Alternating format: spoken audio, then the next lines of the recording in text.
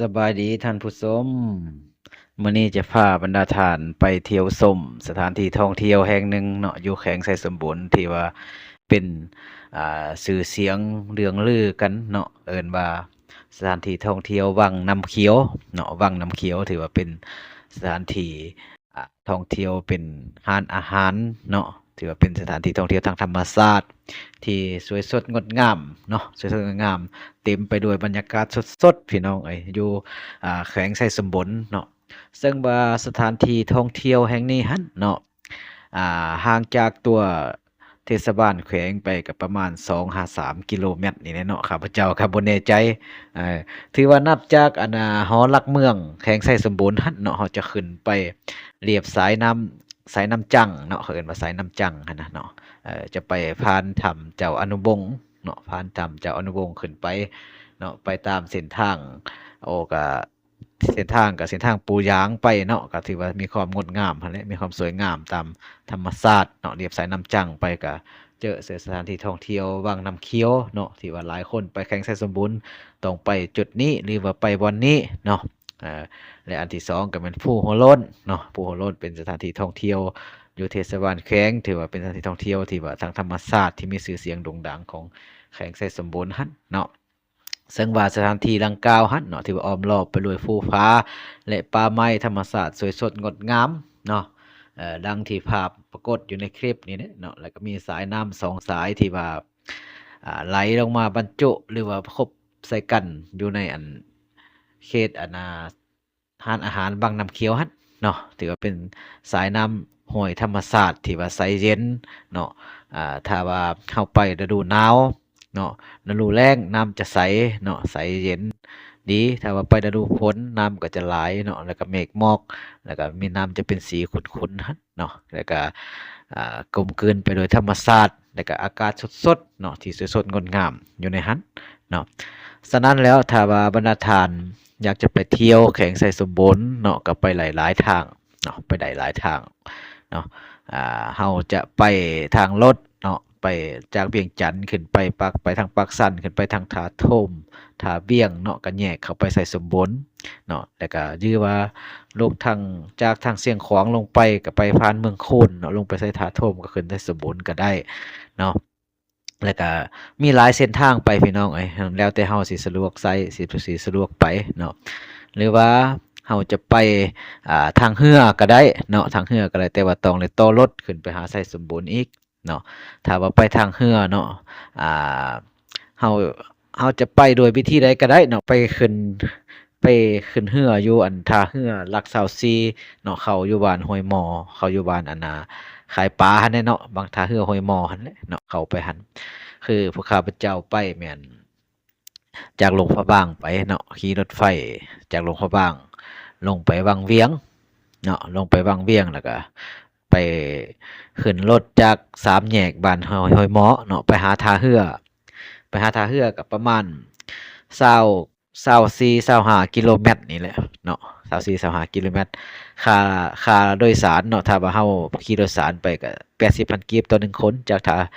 บ้านห้วยหมอทำเนี่ยห้วยหมอไปหาท่าเรือเนาะ80,000กีบต่อ1คนถ้าว่าเฮาสะดวกเฮาขี่รถจักรไปก็ได้ขี่รถ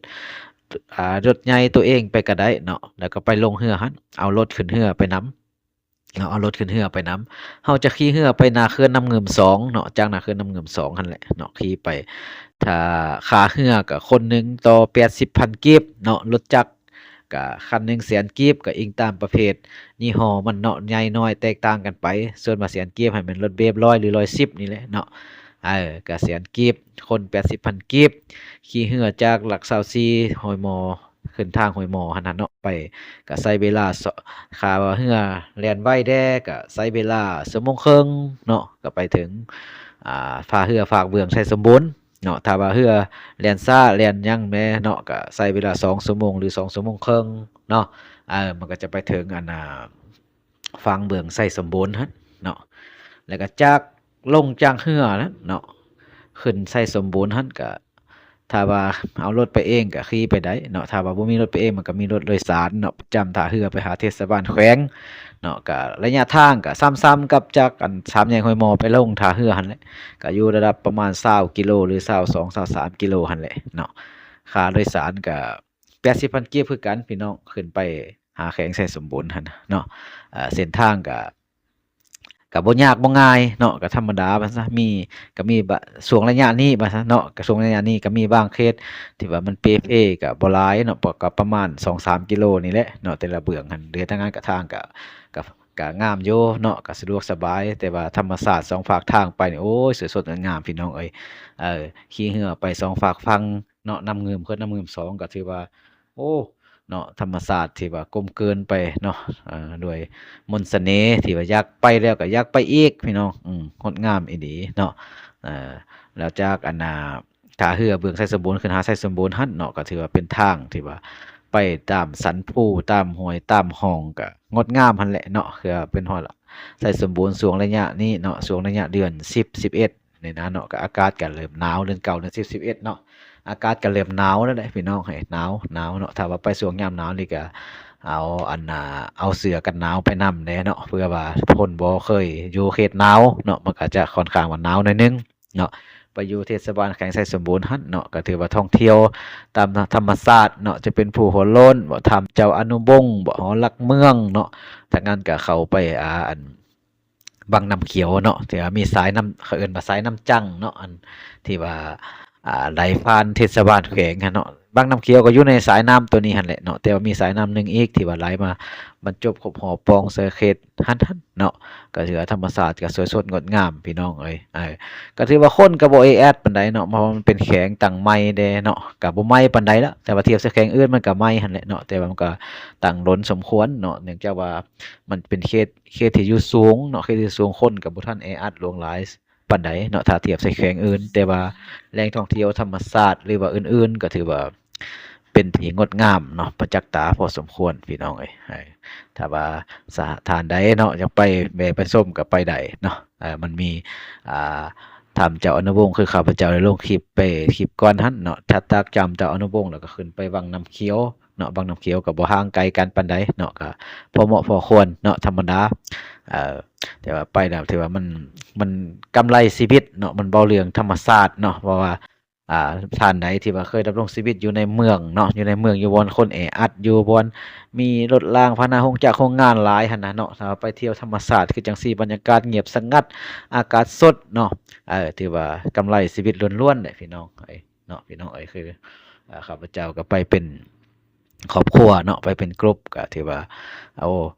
คุ้มค่าเนาะในการเดินทางแต่ก็บ่ยุ่งยากพี่น้องบ่ยุ่งยาก เนาะการเดินทางเราใช้รถตัวเองไปก็ได้หรือว่าใช้รถโดยสารไปก็ได้เนาะเพิ่นมันก็มีรถรับใช้ไปมาหั้นเนาะอันนี้ถือว่าสถานที่ท่องเที่ยวทางแขวงไสสมบูรณ์ที่เรื่องลือที่ลือชื่อเนาะคำว่าวังน้ำเขียวผู้ใดได้ไปฮอดไสสมบูรณ์แล้วเนาะก็ต้องได้ไปเยี่ยมไปชมไปเบิ่งเนาะแล้วก็อยู่ในอ้อมแอมเทศบาลแขวงหั้นก็อ้อมล้อมด้วยฟ้าหินเนาะทางเบื้องหนึ่งเนาะก็ฟ้าหินก็เป็นที่งดงามแล้วก็เบื้องหนึ่งก็เป็นฟูเขาเอิ้นว่าฟูหัวโล้นที่ว่าเรายินชื่อเสียงดังก้อง